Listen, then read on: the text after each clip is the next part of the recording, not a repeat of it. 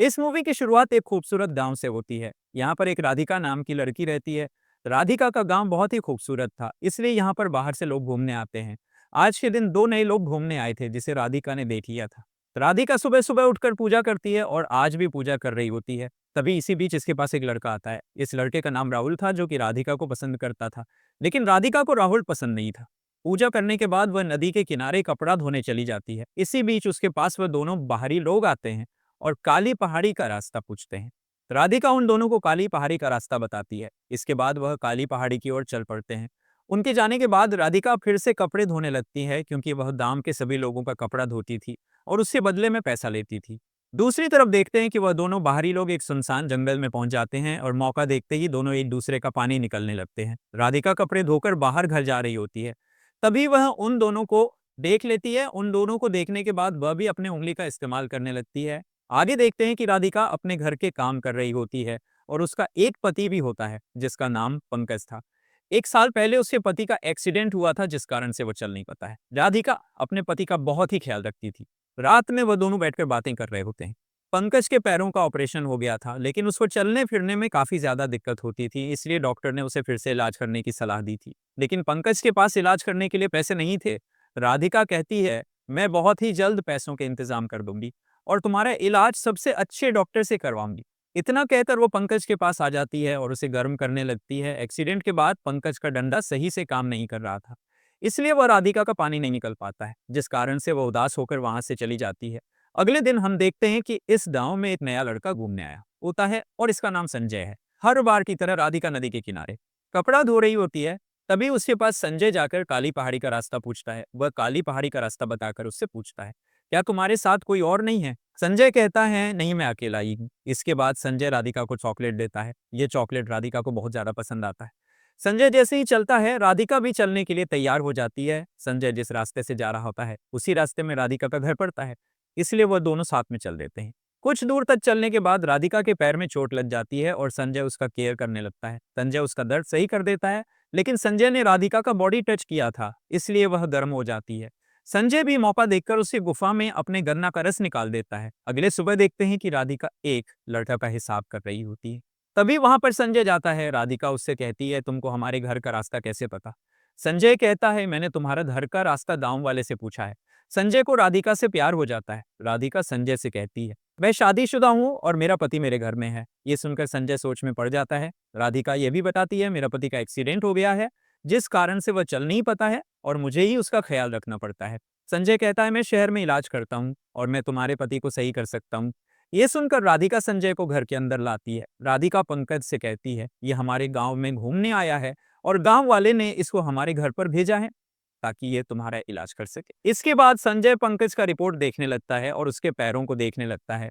इसके बाद वह राधिका के साथ घूमने लगता है। संजय कहता है, मैं बहुत जल्द पंकज को ठीक कर दूंगा और इसके बदले में मैं तुमसे पैसे भी नहीं लूंगा। बातें करते करते वो अपने टेंट के पास पहुंच जाते हैं। संजय इसी टेंट में रहता है और यहाँ पर मौका देखते ही संजय राधिका के गुफा में अपना गाना डाल देता है। यहीं पर राहुल भी होता है, जो कि मौका देखते हैं इन दोनों का वीडियो बना लेता है। अगले दिन देखते हैं कि संजय पंकज का इलाज शुरू कर देता है, लेकिन यहाँ पर राधिका खड़ी होकर अपने तरबूज को संजय पर रगड़ रही होती है। अगले दिन देखते हैं कि राधिका रोज की तरह नदी किनारे कपड़े धो रही होती है और इसी बीच इसके पास राहुल आता है और आते ही राधिका को वही वीडियो दिखने लगता है जिसमें वह संजय का पानी निकाल रही थी। वीडियो देखने के बाद राधिका गुस्सा करती है, लेकिन राहुल कहता है, अगर तुमने मेरा पानी नहीं निकला तो मैं ये वीडियो तुम्हारे पति को दिखा दूंगा। राधिका उसको समझने की कोशिश करती है, लेकिन राहुल उसका कोई भी बात नहीं सुनता है और उसकी गुफा में वही धमाका करने लगता है। अगले सुबह देखते हैं कि संजय पंकज का इलाज कर रहा होता है और उसका इलाज पंकज पर बहुत ज्यादा असर करता है, जिस कारण पंकज धीरे धीरे चलने लगता है। इलाज के बाद पंकज घर में चला जाता है, लेकिन घर के बाहर राधिका और संजय बातें कर रहे होते हैं। बातें करते करते ये दोनों बहुत ज्यादा गर्म हो जाते हैं, जिस कारण से ये घर के बाहर ही एक दूसरे का पानी निकलने लगते हैं। रात को पंकज को नींद नहीं आ रही, शायद वो राधिका से कुछ बातें करना चाह रहा था, लेकिन राधिका को नींद में देखकर वो कुछ नहीं बोलता है। अगले सुबह संजय फिर से पंकज का इलाज करता है। पंकज इलाज के बाद तो चल रहा था, लेकिन वो खुश नहीं दिख रहा था। आगे हम देखते हैं कि संजय और राधिका एक जगह बैठकर बातें कर रहे होते हैं। बातें बातें में संजय राधिका से कहता है, अगर मान लो पंकज ठीक हो जाएगा तो हम लोग का क्या होगा? राधिका कहती है, मेरे पति का डंडा सही से काम नहीं करता है, इसीलिए तुमको टेंशन लेने की जरूरत नहीं है। तुम जब भी आओगे हम दोनों धमका करेंगे। लेकिन संजय राधिका को शहर ले जाना चाहता है। दोनों बातें कर ही रहे थे, तभी वहां पर राहुल आ जाता है। राहुल काफी ज्यादा नशे में था, इसलिए वह आते ही इन दोनों को गालियां देने लगता है, उसे वीडियो के बारे में भी बताता है। संजय को उसके बातों पर विश्वास नहीं होता है, इसीलिए राहुल उन दोनों को वह वीडियो दिखाता है। राहुल फिर से राधिका के गुफा में धमाका करना चाह रहा, वह भी संजय के सामने, लेकिन राधिका मना कर देती है, जिस कारण से गुस्से में आकर वह गन निकाल देता है। गन देखकर ये दोनों बहुत ही ज्यादा डर जाते हैं। राहुल इन दोनों को अलग अलग करता है और राधिका को कपड़े उतारने के लिए बोलता है, और मजबूरी में आकर राधिका को अपने कपड़े उतारना पड़ता है। राधिका की गोल गोल तरबूजें देखकर वह उस पर टूट जाता है, और ये सब वह संजय के सामने कर रहा होता है। इसी बीच कोई पीछे से आकर राहुल पर हमला कर देता है। राहुल को मारने वाला राधिका का पति पंकज होता है, क्योंकि वह यहाँ पर राधिका को देखने आया होता है, क्योंकि वह जा रहा था कि राधिका और संजय का कोई चक्कर है। जब वह दोनों घर के बाहर मजे कर रहे तभी संजय ने उन दोनों को देख लिया था।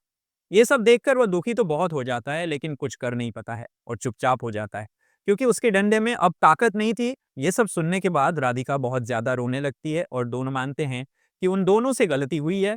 अगली सुबह देखते हैं कि संजय अपने घर जा रहा होता है। घर जाते समय वह पंकज से माफी मांगना चाहता है, लेकिन राधिका और पंकज कुछ नहीं बोलते हैं। जैसे ही संजय वहां से चल पड़ता है, पंकज उससे कहता है, तुम्हारे कारण मैं चलने लगा, इसीलिए तुमको बहुत बहुत धन्यवाद, लेकिन आज के बाद इस गांव में तुम कभी मत आना, और नहीं, मेरी पत्नी राधिका से मिलने की कोशिश करना। पंकज की बातें सुनकर संजय पंकज से हाथ मिलाकर वहां से चल पड़ता है।